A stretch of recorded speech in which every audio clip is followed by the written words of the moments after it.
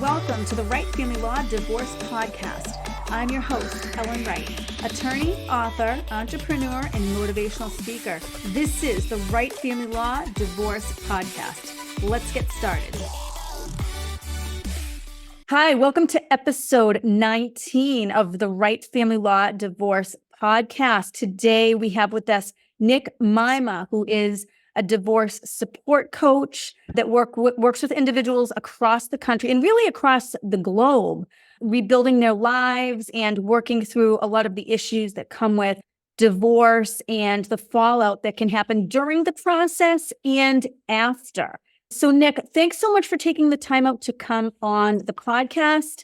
Amazing to have you on. I know it's a Friday afternoon and you're sort of winding down for the weekend, but I'd love to sort of jump in with you and start talking about some of the things, the services you offer, what you've seen, how long you've been in this, and just get a handle on what you in particular can offer to individuals going through the divorce process. Because, you know, as attorneys, right, we sort of a lot of the times do wear a dual hat, like we're sort of like half therapist, half legal counsel, because there's so much emotion and a lot of the times chaos that comes with divorce and family court. But why don't we just start with you sharing a bit about your journey into becoming a divorce recovery group facilitator and a relationship coach, and you know what brought you into this and how long you've been at it and what you've been up to. Sure.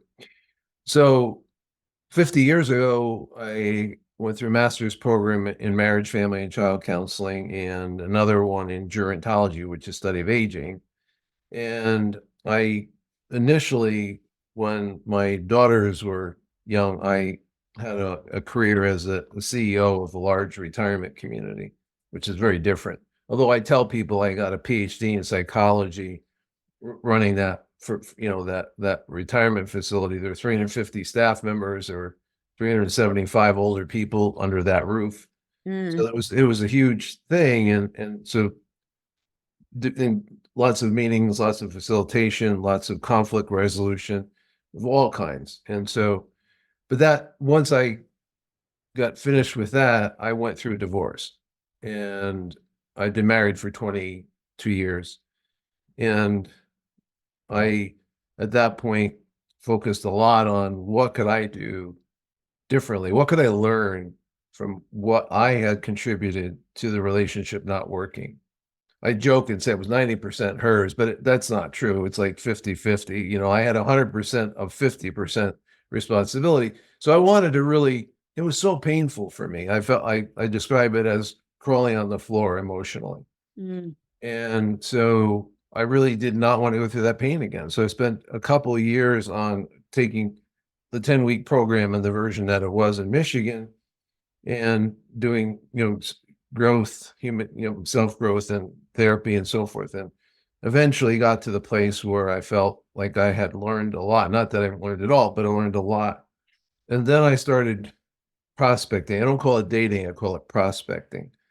And I prospected for a couple of years before I met Tara.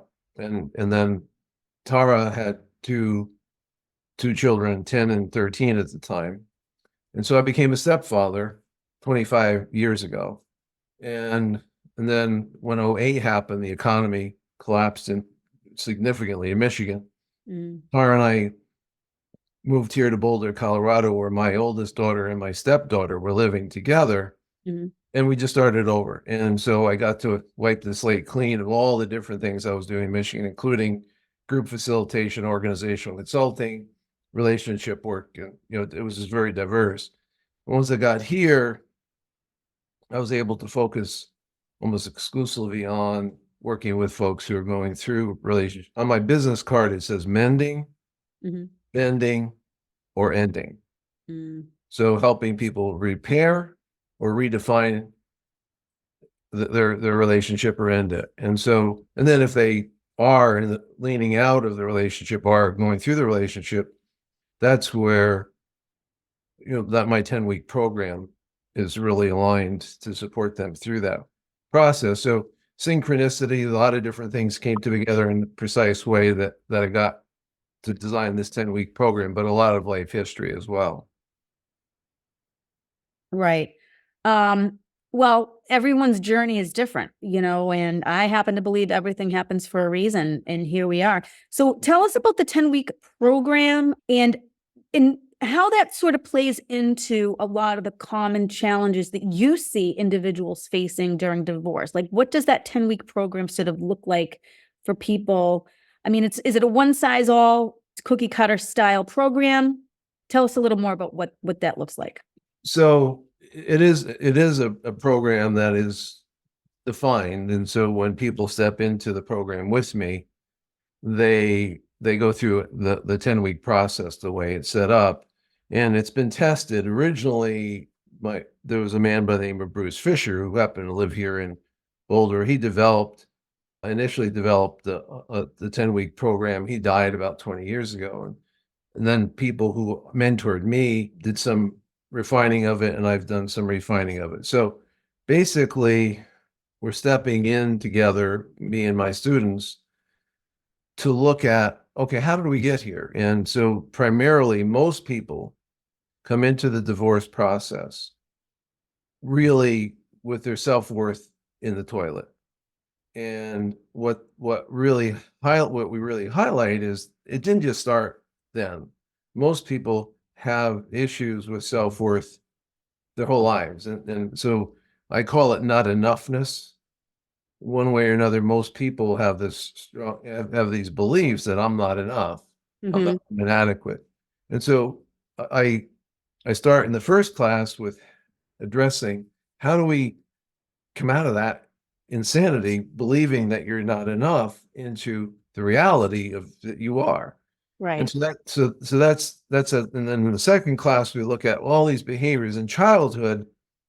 There are a lot of behaviors that we developed in order to survive. We call them adaptive behaviors in childhood. But in adulthood, a lot of those behaviors are no longer applicable. They don't really help us get adult needs met. Mhm. So we define what we call now maladaptive behaviors and adult adaptive behaviors. And so want to eliminate the maladaptive behaviors because they're not helping you get your needs met at a critical time in your life. Give a few examples of those. Like, what is Maladaptive behaviors? So there's a person who's always perfectionistic, and everything's got to be perfect. They're very rigid. Then there's a person who's over responsible, always got to do it, or the caretaker. They got to take care of right? other people. There's the very emotional person who constantly is trying to get people's attention, get them to take care of them. There's the person who's extremely logical, no emotion at all, just really logical. Every life is a problem to be solved in that person, and there's a person who's always trying to be right about everything, or very defensive. They get defended, they get reactionary very, very quickly. And then there's codependency. Codependency is very, very common in our culture. I'll be okay if you're okay. And if you're not okay, I'm not okay. Emotionally, I mean. Right. And so those are all maladaptive behaviors. And so then we offer, to the students clarity about what, the adaptive behaviors are, and we work from there. And then in week 3, we look at grief, and people have the opportunity to really express grief. Most people don't understand grief at all. I would say 95% of the time when I ask people what they're feeling, they'll say sad. And grief and sadness are very, very different. Grief is about loss, and sadness could be, we're having a great day. My friend is going to be on vacation, and I'm going to miss her, or whatever it is. Sadness can be a whole wide range, but grief is always about loss, and people don't understand that. And so that's week 3. And week 4, anger. In my opinion, anger is the most misunderstood emotion that we have, meaning that it's a secondary emotion, not a primary emotion. And underneath the anger, there's always one or more needs. But most people, in my phraseology, let the anger use them as opposed to using the anger. Anger is like a flashing light on the dashboard. Pull the car over, find out what's going on. What are you needing that you're not getting met, instead of reacting to the anger? And then in week 5, we deal with the the masks that we wear. We walk around pretending to be these different people in different situations. Again, going back to compensating for my not enoughness. And then in week 6, we talk about how to build self-esteem, really, truly build self-esteem. In week 7, how to love yourself, which most people never have and most people never do. And then week 8, we look at how to communicate more effectively. We look at forgiveness. We look at purpose. Week 9, we're looking at intimacy. How do you create intimacy? Most people think of sexual intimacy, but I'm talking emotional intimacy in all your relationships. And then week 9, how to be 10, authentic, be your real self. So what we're trying to do is take people through the initial weeks to look back, and then the last weeks look forward, but look forward with a whole different sense of self, with a positive perspective about who I am and what I can do. So most people coming into divorce are in their not enoughness, or what I would call victim consciousness, and they stay there. And what we're trying to do is get people out of that so that they can move into life constructively rather than reactively. So that's the 10-week program, hopefully in a nutshell. Yeah. Let's talk about emotional disentanglement, that whole process. Super complicated, lots of layers to it, Yep. and never very clean.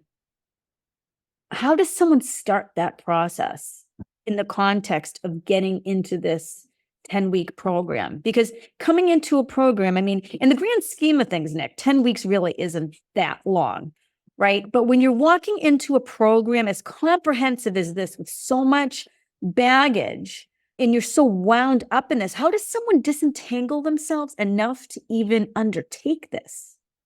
Sure. So I think a couple things. Just by way of contrast, so the class is about 23 hours of class time over a 10-week period. Plus, I do some individual support during the first weeks. And we also have part of our program is that people call their fellow classmates up during the week, and we develop a buddy system. So they have a community of support in the program, which what happens with most people, I shouldn't say, most people don't do anything. They don't do anything in terms of therapy or take the 10-week program. They just try to survive. So, but the people who do go to therapy, they go typically once a week. So if we think about this for a second, once a week for 23 weeks, and that's over like 6 months versus 10 weeks. And it's really intense, but people learn a tremendous amount. They have the support of their classmates and myself and the content, and they're doing homework. So it's very applied, very structured, and that's really important when people are going through this tremendous turmoil where they have everything's up in the air. So the structure really helps get their mind in the right place. So now disentanglement. So emotional disentanglement is, how do I go through the process of separating emotionally, financially, legally from my partner? And so once the decision is made, once one person makes a decision that it's over, both people have to deal with it. And of course, there's initially the denial, like we all want to deny that this is really happening, but then we have to deal with it, and then we get scared about the future, and then we go back into denial, and then eventually, though, we come out of it and say, okay, I got to figure this out. So separating emotionally from our ex means not spending as much time with them, not communicating about anything other than that's really important, critical. Like if you have kids, Right. scheduling, meetings with doctors and the schools or whatever. And then further, the whole, if let's say one person is staying in the house, that was their house, they're going to be staying in the house. Well, that person starts changing things in the house, taking pictures down, the photographs, I mean, Right. painting let's say a wall in one room, it changes the room. Rearranging furniture sounds trivial, but it isn't. And habits. A lot of times people have habits that they haven't thought about that got created as a result of living with somebody. Mm. We do this. And so really developing new habits. Further, what we're going to do is we end up giving up some of our friendships and some of our relationships. Like a lot of times when the ex's family, we no longer have contact with them. A lot of times some of our friends are going to choose one side or the other. So really getting clear about who's my community of support and aligning with them and getting support from them as much as possible is part of the disentanglement, because now I'm not leaning on this other person or enmeshed with this other person. And so entanglement and enmeshment, these are two words that I use together to describe how it is that most people, and in their in their relationship, they're constantly trying to get somebody to do or not do what they were doing behaviorally, and that's not working. Further, the 10-week program, we're doing some therapy. Further, traveling on your own. It's starting to create a life that's completely different. Focusing on what you can do now with your life as opposed to what you were doing. Now that you're going to get a life of your own, what are you going to do with that?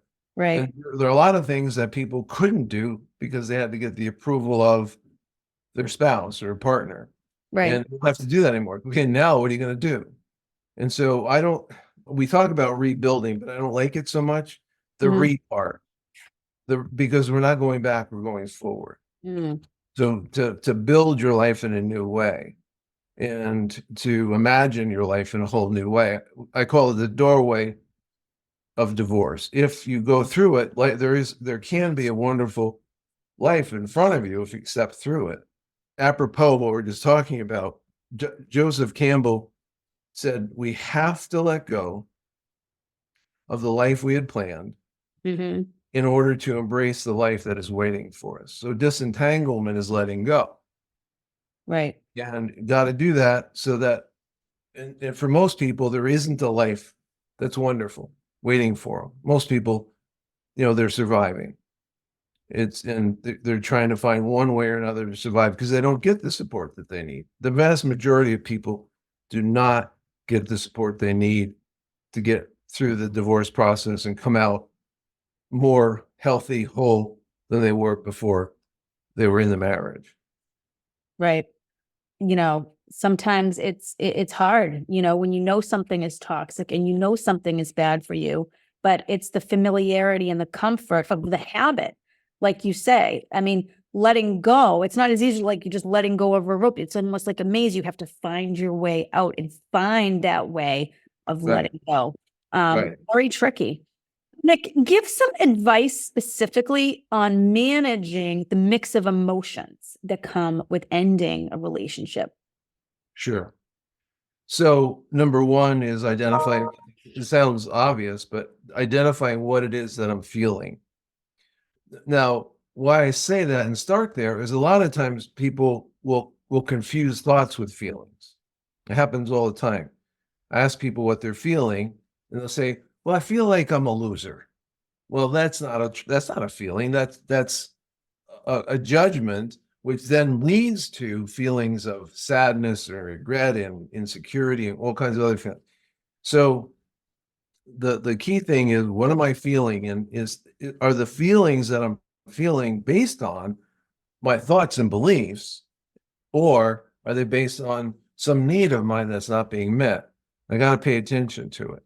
So, for example, a lot of times when people come into my practice or program, they'll say things like, "I'm falling apart.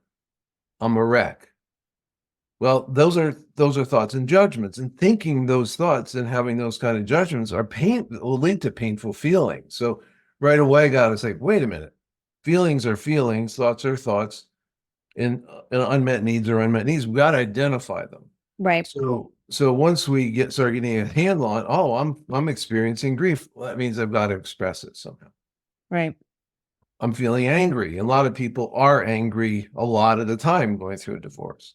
Well, what again, I said earlier, underneath anger are some unmet needs. What are you needing right now? Mm-hmm. So most people will let anger just roll around inside them, and they'll blame their ex or blame other people. Lawyers are always good ones, Yes. for for the fact that they're angry. No, that's not. That's a misuse of anger. Then Mm-hmm. what's going on underneath it? And being able to talk to my friends or me or therapist. Hey, I'm struggling with these feelings. Anxiety, of course, is another major one because Right. there's so much about the future that's so anxiety for some people is something they run away from. Mm. Fear of fear is Right. the way of saying it. Oh, I'm anxious. I'm scared.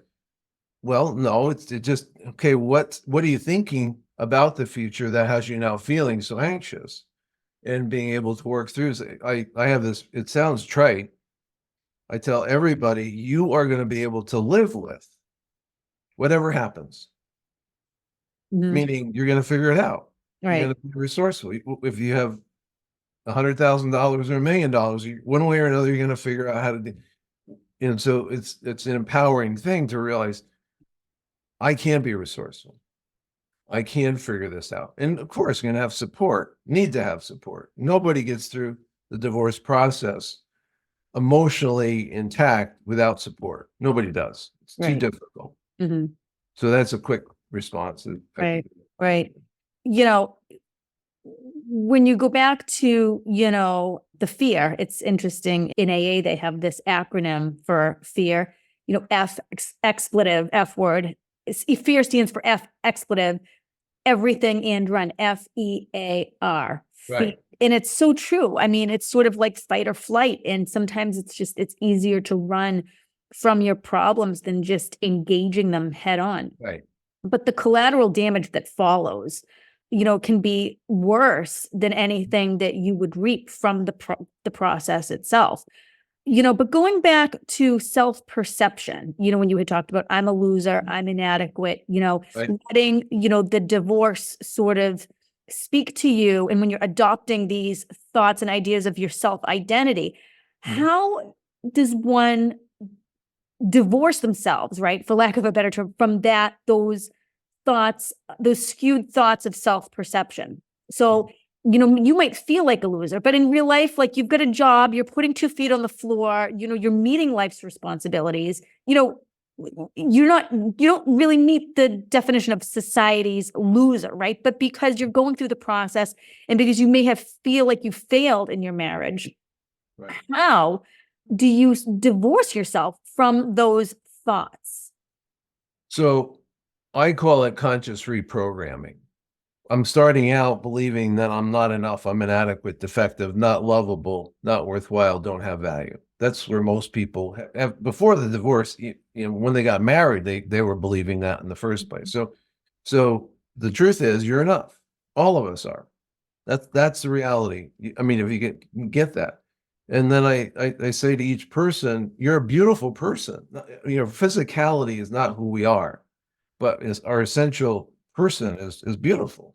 And there's I also say you're a gem, and I'm looking for my I have a large glass replica of a diamond, and I thought I had it right here. And so the point is that we all have these different facets to ourselves. Mm. But when we're in the not enough place, maybe there's 2 or 3 things facets that we really identify with. But when we step into it, we're uncovering who we really are. And that's conscious reprogramming. So helping people see, okay, I have a talent here, I have a gift here, I have an aptitude here. Mm-hmm. Even as small a thing as being happy. I can be, quote, a happy person. Well, that's not who I showed up as before. And I do have an aptitude for numbers, but the woman who's been a homemaker her whole life doesn't know all these different facets to herself because she's been so constrained to what she's been doing with her time. And so to help people get to know more and more about who they really are. And then there's a spiritual dimension for some people. Not everybody believes in God, spirit, universe, creator, whatever. But if you do, then aligning as the son or daughter of God, creator, universe, or whatever, that's who you really are. And really being able to repeat over and over again every single day, I am enough, I am a gem, I am a beautiful person, daughter or son of God. And then I have people put a little Post-it note on their laptop, put a little tiny Post-it on the rearview mirror with 4 dots, writing on their bathroom mirror. So these are, and then that's one way. Another way is identifying what my needs are today and then meeting those needs. So now I'm starting to step through more and more into creating a life that's based on the reality I'm enough and I am capable of creating a wonderful life. Whereas before, not so much. So that I could add a lot more to that, but that may be enough to start with. What do you think about the power of positive affirmations? They are really helpful. That's part of the conscious reprogramming. I think with some people, they can go pretty far afield. Like I know one person who said, every day, in every way, I am getting better and better. Well, that's simply, nobody can say that and have that be factual. Every day in every way, I'm getting better and better. Nobody can say that. So that's not a positive affirmation. It sounds positive, but it isn't in reality. So affirmations need to be actual, believable, and realizable. But I think they're really important. Let's talk about some practical steps that individuals can take to begin rebuilding their lives post-divorce. I know you said you didn't really like the word rebuilding, Right. because it's a little bit of a misnomer, but in terms of that general characterization, what do you think? So number one, starting where you are, right? And so people are floundering. So how do you gotta, so desperate. A lot of people are emotionally desperate, and desperate people tend to do desperate things, which are not helpful or productive in helping them start moving on in a positive way. So what we then do is in the 10-week program, we're helping them individually as well, is okay, I need to see myself for who I really am, not as a loser, not as a, that's one key thing. Two, being able to start identifying needs. There's this one woman, Sue Johnson, she's an well-published marriage family therapist. She said, if we do not know what we are feeling, we do not have a compass. And so as a result of knowing what you're feeling, then you can start rebuilding, because now I'm going to start meeting needs. And, there's a lot of people who are friends today that will not be your friends a year from now, going through a divorce. So identifying who your core people are. And I strongly recommend that you set up a system where, let's say there's 15 really good friends or pretty good friends, and that you've arranged with each of them, let's say twice a month, to have a time together with them, where you get to talk about you tell them up front, this is what it's about. For the next 3 months, I'm going to be meeting with you either by phone or in person and talk about what's going on with me. I'm asking you, are you willing to support me in that way? And almost everybody will say yes. And so one of the caveats, though, is that these people are never to give you unsolicited advice. Never. Because everybody's great at giving other people advice when they have no clue about how to run their own life, and many people haven't gone through divorce or haven't gone through divorce constructively, and they're telling other people how to do it, and they don't know. So I'm right there with you with the unsolicited advice. And a lot of times when people are, for example, shopping for a divorce attorney, right? Like someone might say, oh, I used so-and-so, they were great. But, what is good life advice for one person may not work for someone else's situation, just like who is a great divorce attorney for one person may not be a good fit for another, because the needs are different from situation to situation. So yeah, I'm right there with you on the unsolicited advice. I mean, even very well-meaning friends and family can really do a lot of damage. A lot of times I think that advice can turn into judgment. right? So In you, expectation. right, You yeah, know, I told you should do this yeah, and didn't do it. Now I'm upset and disappointed. Like, wait a minute. It wasn't good advice.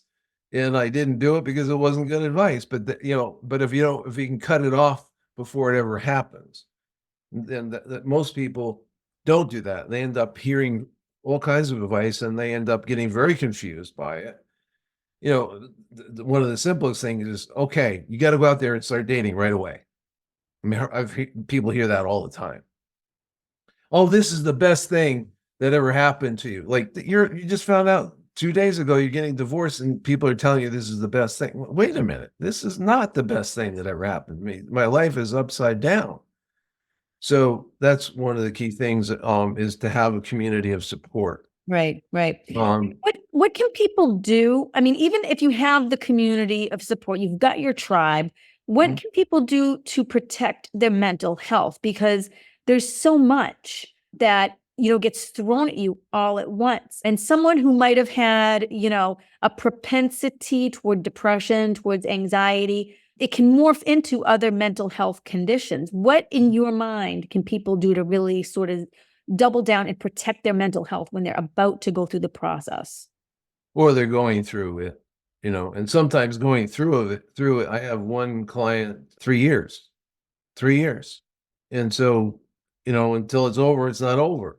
And so Right. it's, in some ways, 2.5 or 3 years later, it's Right. not quite as troubling, but still, it's when you're in a contentious relationship with my lawyer, his or her lawyer, and back and forth, and the antagonism when things don't get resolved fairly quickly, a lot of antagonism starts to intensify. Absolutely. So how can I have so earlier I was talking about esteeming myself and doing lots of different things to esteem myself. We mistakenly say Mary has high self-esteem. Nobody has high self-esteem. It's not an attainment. It's not a possession. It's a practice. So being able to learn more and more ways of esteeming myself is as simple as when I got through today. It was a tough day, but good for you. I had a meeting with my friend. I had a meeting with therapist. Good, like we're just confirming that we're doing things to take care of ourselves and acknowledging, just like if you have a child and you're helping them, it's analogous. Is the person that you are today is going to grow into a much more wonderful person tomorrow as a result of being able to compliment yourself, esteem yourself, and further to empathize with you. This is friggin' hard. This is one of the most difficult things, if not the most difficult thing you may ever have to go through. Death of a spouse or a child could be arguably more, but it's way up there on the stress scale. And so, one of the things that people often do is revert to some addictive behavior. And so catching that as you notice that you're starting to, watch 4 hours or 5 hours of television, or you're starting to drink more alcohol or use some other substance, observing it and then catching it and say, okay, this is not going to serve me. I got to change this. And then getting the support, like for somebody going to a 12-step program for these things is really helpful. Hmm. Again, you have a community of support. A lot of the people in 12-step programs have gone through divorce. So Right. I'm a real advocate where it's appropriate Yeah. to do that. So there's a lot more I can say about it, but that's a stepping in to. Right. Right. I mean, we could do probably like, a whole season of podcast episodes just on that one component. But let's talk about co-parenting, Yeah. right? Post-divorce, you've been through the ringer with this person, right? Mentally, emotionally, financially, you're spent. And then every time you see them, you're resurrecting the trauma, you're resurrecting the memories, but you're forced to, again, co-parent for the benefit of your child, because the courts recognize a healthy relationship with both parents that is in the best interest of the children. So how do people deal with it? The trauma, just seeing their face, getting that text message, it causes that not in the pit of your stomach to just come back. How do you deal with that? Well, I was just on an airplane yesterday. You get a barf bag, and every time you talk to them, you just throw up. No, no. Right. So, um, some partners, ex-partners, really are the reason you got divorced is because there were some psychological or behavioral issues, and most likely those are not going to go away. So, knowing who you're dealing with, and by then you do. So then finding a structure, and almost always there has to be some agreements in place, and agreements about everything from what do we talk to each other about vis-a-vis the children, and when do we talk about it, and then the wheres and the whys. So what I mean by that is, okay, so we're going to talk to each other when either one of us knows something is going on medically. We're going to talk to each other when something significant is happening at school. We're going to talk to each other when you or I are going to introduce a new love interest into the family, and our kids are going to meet him or her. We're going to, before we do that, the other person is going to find out about it so that they can, so, uh, and then the how. For some people, it has to be via text or email, or in some states, they have a system where that the state has set up where you can communicate, and it's we're in contentious. You know all about that as a lawyer. Those third-party apps. Yeah. Wizard. Where other people from the court system can Yep. even look in. Yep. So that at the extreme, that's helpful because now whoever the most contentious person is knows I can't quite say that because they'll. Mhm. So but in my experience, if I have boundaries, which what agreements start setting up, and limiting what I don't have to talk to you about. Some people, are more inclined to not get that this is not a marriage anymore. Mhm. And they think of this, that they can create a best friend relationship now. Well, a lot of people think that, but that very rarely happens in my experience. So co-parenting means that we happen to be biological parents of this kid, but we're not best friends. We're not partners. Right. So I only am going to talk to you about the kids, if there's changes in schedule, whatever, that's what we're going to talk about, text or email, and if we have to, by phone. But in my experience, when I have the chance, the opportunity, I should say, Mhm. to really think about what I'm going to say first, and I can compose that in an email or in a text in a way that I typically can't when I'm talking. And Mhm. we can get very entangled very, very quickly because the old patterns come in very, very fast when we're verbally communicating with one another. For Does that sure. make sense? Absolutely. Yeah. No question about it. Let's give us an anecdote about a transformation that you've witnessed through your coaching program with this 10-week program. Give us sort of an example, a case study, if you will, a situation or an individual that's gone through. Sure. So a couple, these are fairly typical, actually. Someone will come in so angry, so angry. I've learned it was starting this work way back when I heard for the first time, I wouldn't spit on her if she was on fire. Like so angry, so resentful, so bitter.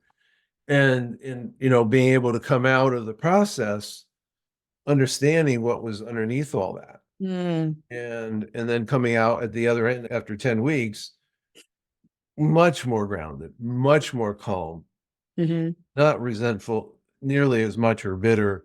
And really, people will say, you're a Right. different person. On the other hand, there's a person that comes in sobbing, just, can't hardly talk without sobbing, and Mhm. just so emotionally bereft. And being able to give them the process where they can legitimately express their grief. I say legitimately because there's a big distinction to be made between grief and self-pity. Mhm. And a lot of people don't understand that and are totally tied up in self-pity, and they're just, poor me, they're just sobbing. And like, we can all understand that. but help them understand the difference between self-pity and grief, and how self-pity is simply going to keep you swirling around the bottom of the barrel. Where expressing your grief legitimately, this is loss, will help you rise out of it.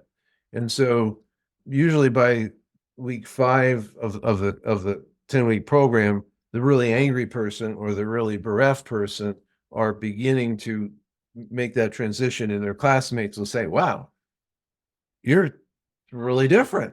And having the frame of reference from their classmates is really powerful because they've been through it. And so those are the person who, another one is, I'm thinking of this one woman who, which is often the case, she's like in her 60s, hasn't worked, and has this very limited sense of self, very poor self-esteem. And being able to learn a lot of things through our program, but also, okay, so what are you really interested in? And then going to school and getting some kind of degree in something, and now is employable, where before that wasn't possible because she didn't have even the beginning of a sense of stability inside of herself to venture into that. So those are 3 simple kind of examples. Wow. Powerful. Let's talk about forgiveness and how that plays into divorce recovery. Forgiveness is tricky. They say you need to forgive, but how do you forgive? And let's talk about the concept and if people are even really able to embrace it. I mean, do you see them coming out of this program and able to embrace the forgiveness? Some people, not everybody. So let me put forgiveness in a context. There are some places in the world, Africa, other places, where they don't have a word for forgiveness. They say, I wish peace between us. I wish peace between us.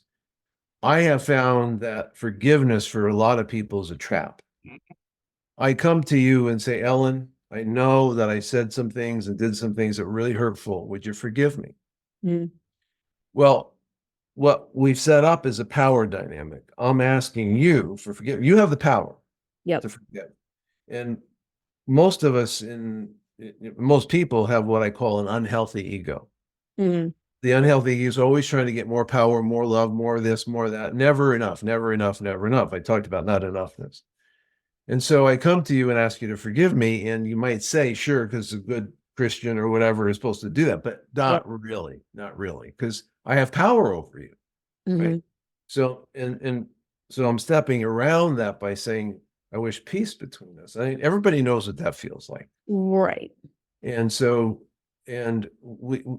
usually 2 of us co-created something here. It wasn't just all me. Typically. Right. And then further, there's the way in which most people want to focus on forgiving the other. Second thing they're willing to talk about is forgiving themselves. The last thing they want to talk about is asking for forgiveness. So, and which there's the both and here. And that's where maturity comes in, being able to hold, I did some things. Right. And you did some things. Not, it's all your fault. I hate you. I'm never going to resent you. So for me, having a balanced perspective about what I contributed, what you contributed, how we both co-created a relationship that did not work sustainably, constructively. And I wish peace between us. And so can we talk about that?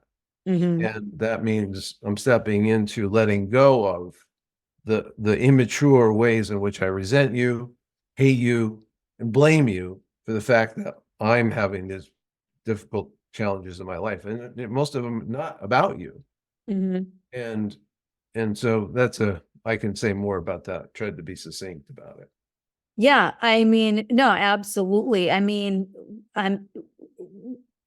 when the waters are muddied between 2 people, regardless of who's at fault, at least if you can own your part of it and ask for forgiveness, and that person chooses not to forgive you, you can at least release them. I mean, this is the way I'm sort of seeing it.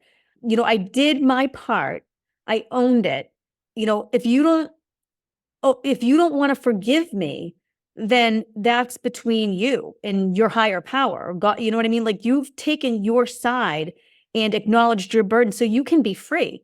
But on the flip side of the coin, like you say, I wish peace between us. Sometimes people just, maybe you want to forgive the person, but you just can't.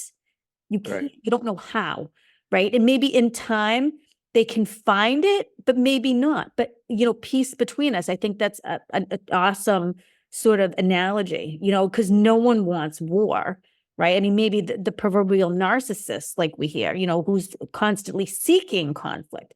Now, in a divorce situation where you're dealing with the narcissist, you have to sort of acknowledge where you can go with that person and where you can't. I mean, there's very Right. clear boundaries.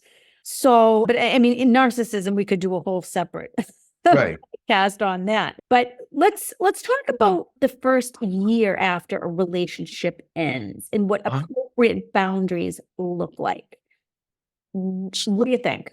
Yeah. So number one, it's a rule of thumb, but I think it's a really helpful one is don't get into a new relationship in that first year. That's so critical because a lot of times people try to solve, I'm saying trying to solve their problem by imagining, well, the problem was it was her or him. And if I get in a new relationship, everything's going to be fine. Mhm. But typically they're taking all the same old stuff into the new relationship. Right. And their growth stops.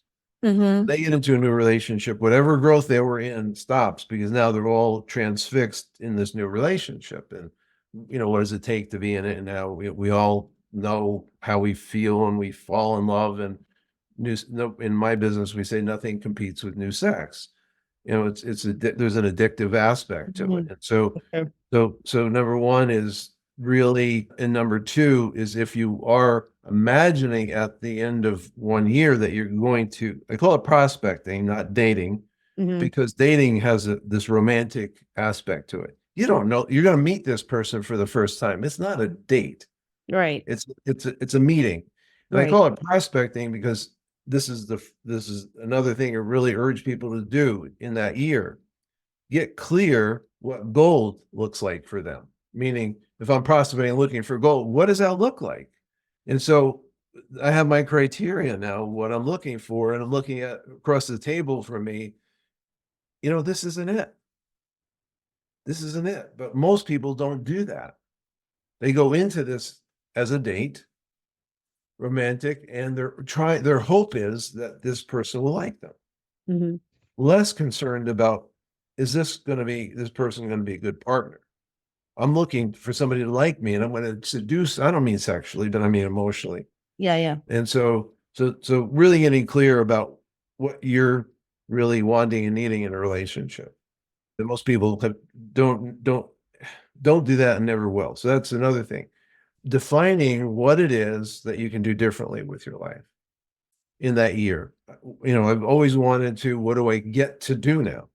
Carl Jung, Jung, he was a contemporary of Freud's, said in the first half of life, what is the world asking of us? In the second half of life, what is our soul asking of us?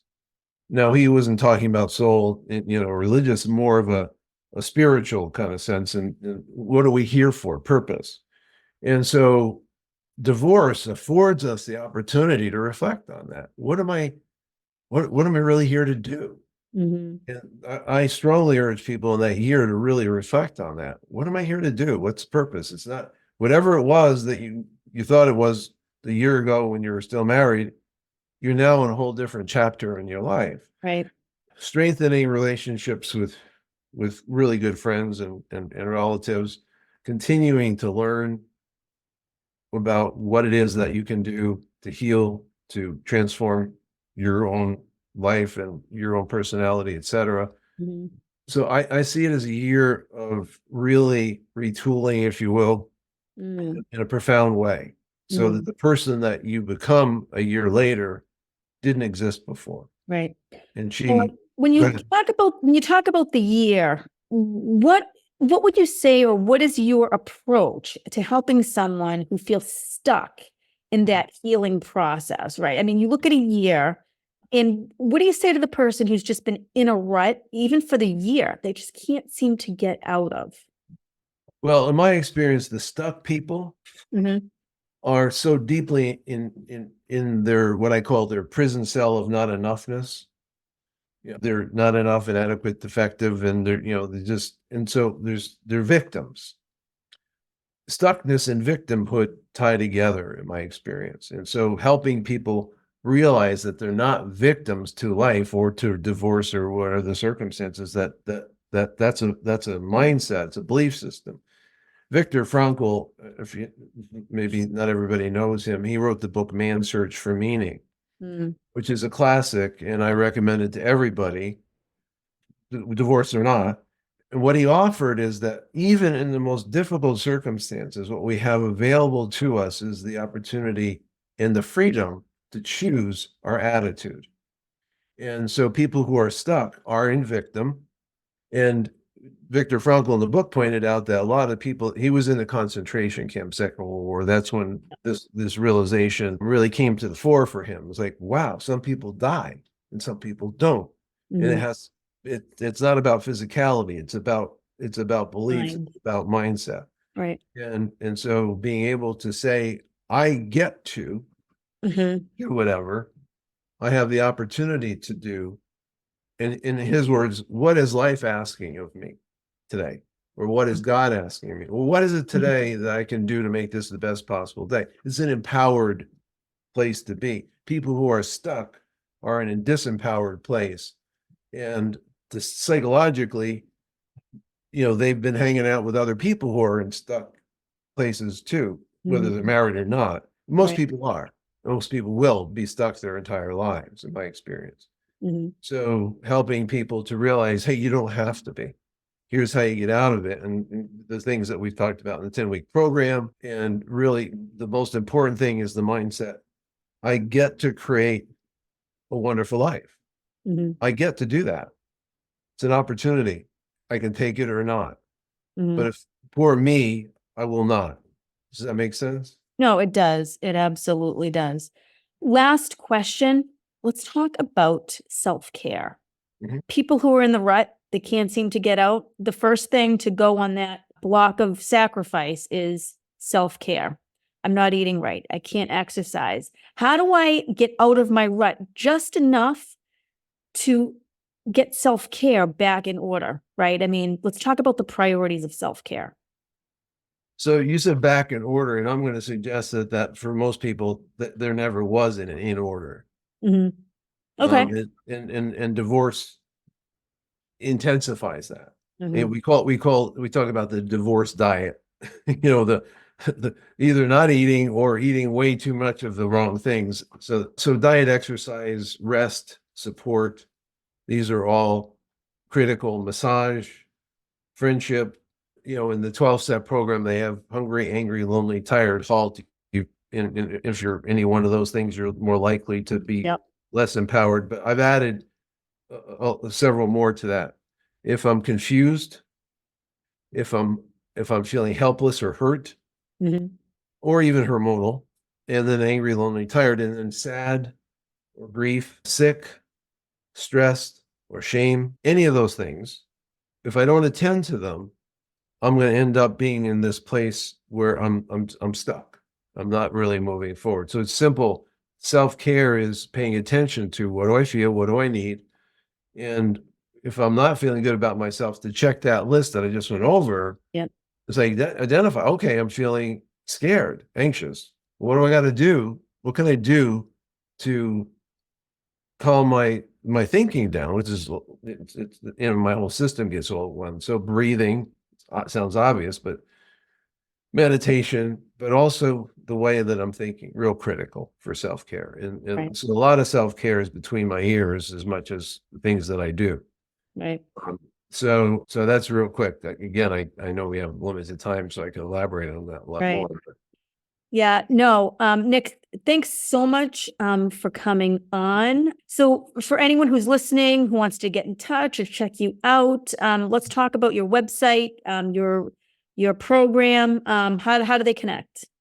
So rebuilders.net is the website. One thing I encourage people to do is we have a simple self-test, which is really powerful.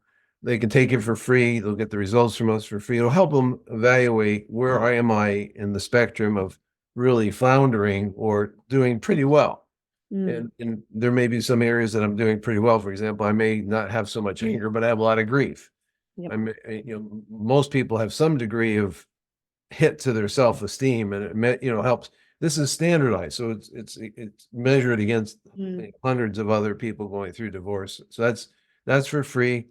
I or my partner Kevin will be glad to talk to people and explain. We have the 10-week program, which is live, but we also have other programs. I've trained quite a few other facilitators around the country and the world, so there may be a local program that they could go to in person, but we can let them know about that. And then we also have a weekly support group for people that's free of charge, so they can come and participate in that. We have a tremendous library of video recordings of me and Kevin and other people doing talks, short ones on various topics. So, and then the 10-week program, we also have offered that on a pre-recorded basis, so people can do do it at self-paced. So these are all options that we have, and then we're expanding them as time goes on. For example, now we have a program for people who are interested in dating. That's not something way back when that I was interested in doing, but now that we've got, we've had hundreds and hundreds of students, we now have people who, after 3 or 4 years, want to do that, and so, but they want support. So thank you. Awesome. All right. Well, I'm going to put a link to rebuilders.net down in the show notes, as well as your bio.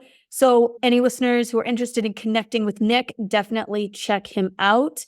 And Nick, thanks again. And we'll catch you next time on the Wright Family Law Divorce podcast. Take care. You bet. Good to spend time with you, Ellen. You too.